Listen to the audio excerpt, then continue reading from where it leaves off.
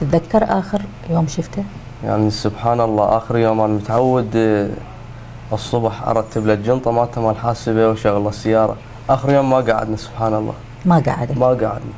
زين. اي فبوقتها راح للواجب ووصلتنا الاخبار. تتذكر من والدك؟ فاتذكر ايام العطل. اي. وايام استراحته. كنا مثلا ننجمع فوق، يجون عمامي ونقعد هم يشغلون افلام كان صارم مثل جدو؟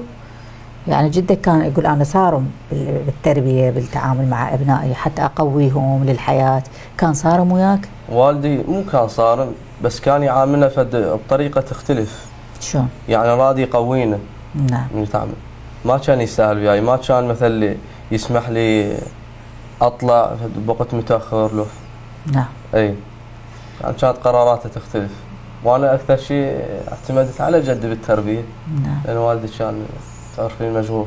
نعم. جدك كان مؤثر. اي اكثر شيء جدي رباني. نفس التربيه يعني اخذ التربيه الله يرحمه.